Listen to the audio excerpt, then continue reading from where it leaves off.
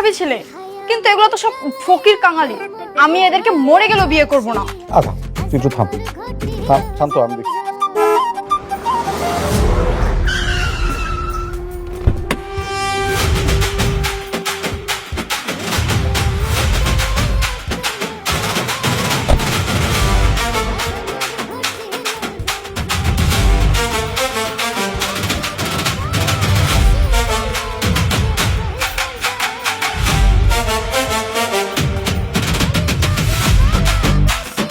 আচ্ছা এই যে তোমরা তিনজন আমার অ্যানাউন্সমেন্টটা ঠিক মতো শুনছিলা?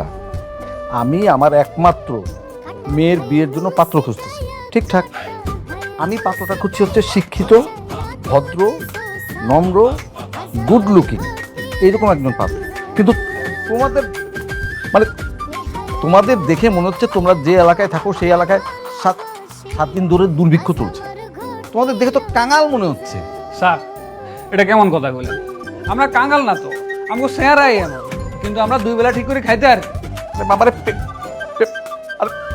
পেট ভরে খেতে পাও ঠিক আছে তো, কিন্তু আমি তো সঙ্গে সঙ্গে বলেছিলাম যে আমার শিক্ষিত ছেলেও লাগবে।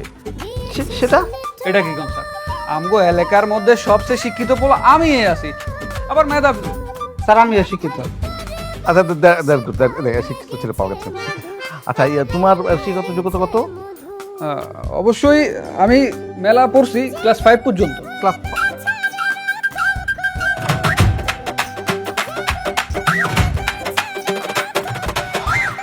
ওকে।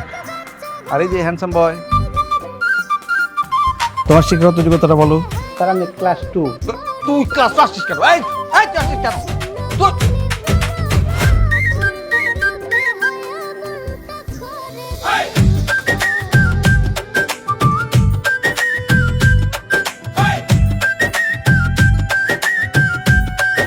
আসসালামু আলাইকুম স্যার।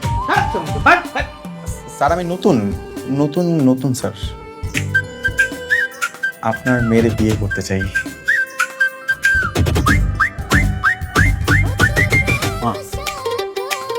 এই ছেলেটা কিন্তু একটু গুড লুকিং আছে, এর ব্যাপারে একটু ভেবে দেখবি নাকি?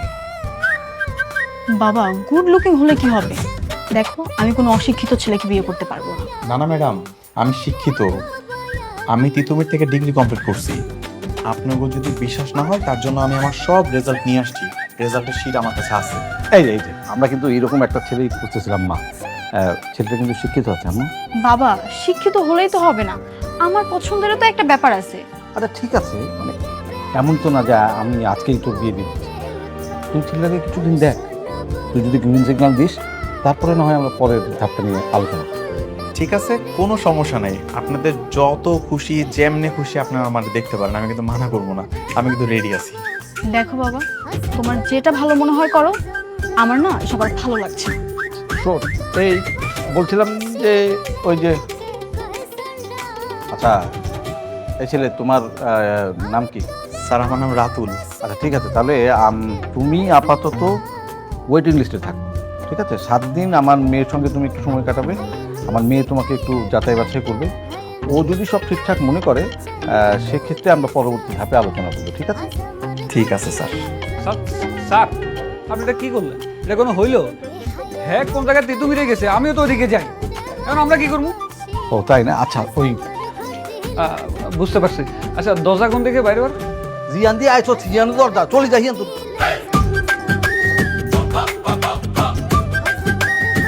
ঠিক আছে প্রথম স্যার রাতুল। ও হ্যাঁ রাতুল, ঠিক আছে। তাহলে কালকে সকাল 10টায় চলে এসো, তখন তোমার সাথে বাকি কথা হবে। ঠিক আছে?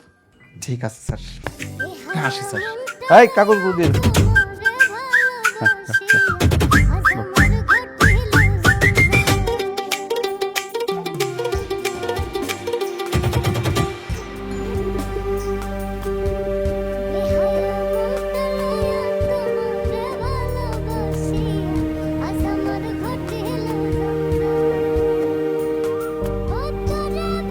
কি এরকম গাড়িতে উঠেছো কখনো?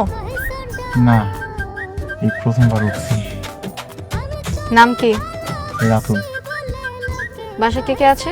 মা বাবা আর আমি। বাবা কি করেন? বাবা সবজি বিক্রেতা। আর মা? বাড়ির কাজ করে, বাড়িতে কাজ করে, রান্না বান্না করে, এই আর কি।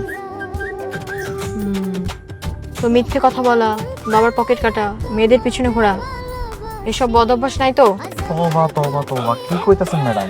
আমার এই ধরনের কোনো অভ্যাস নাই, শিক্ষিত বলুন না। তোমাকে কিন্তু দেখে মনে হচ্ছে না তুমি গরিব। আমার সাথে গরিব সাথে নাটক করছো না তো? ম্যাডাম কি কইতাছেন? এটা কোনো কথা বলেন কোন দেখি? আমার দাদাই গরিব আছিল, আমার বাপেও গরিব, আর এই ধান আমি তো গরিবই, আমরা একদম খানদানি গরিব ম্যাডাম। তুমি একটু বেশি কথা বলো।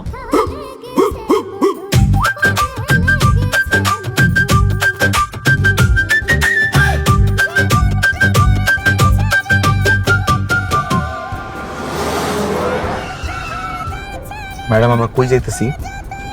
রেস্টুরেন্টে। রেস্টুরেন্টে? আমি তো কোনোদিনও রেস্টুরেন্টে যাই নাই।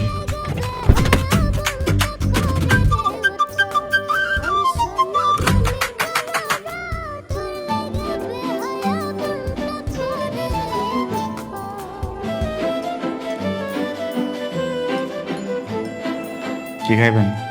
দেখছি কি খাওয়া যায়। ওই মামা, ওই মামা।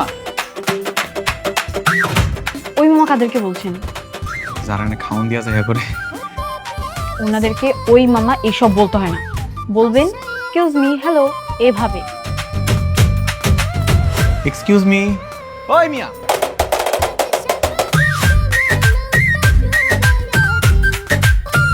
এই যে আইসা পড়ছে।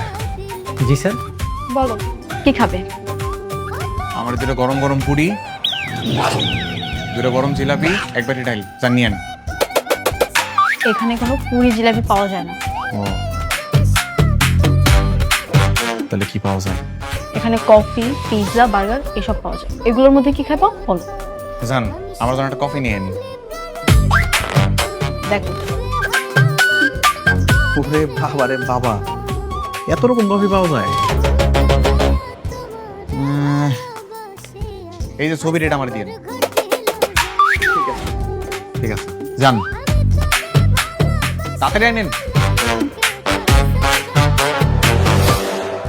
আচ্ছা, আপনি যে এত সুন্দর, আপনাকে তাও গিলে কেমন দেখে শুনে একটা গরিব পোলার কাছে বিয়ে দেবার চাইতেছে কোন দেখি? আমার বাবার ইচ্ছে তাই। অনেক ভালো ইচ্ছা, কিন্তু কথা হইতেছে কি, এই মনে করেন যদি মানে আমি যদি বড়লোক হইতাম, তাহলে কি আপনার বাবা আপনার আমার কাছে বিয়ে দিত? আমার বাবা বড়লোক মানুষ পছন্দ করে না। এটা কিন্তু অনেক ভালো কথা। আমি দোয়া করি আপনার বাবার মতো বাবা যেন প্রত্যেকটা ঘরে ঘরে একটা করে থাকে, বুঝছেন? তাইলে তো আমার মতো এরকম গরিব মানুষ আপনার মতো বড় লোককে বিয়ে করার সুযোগ পাইবে।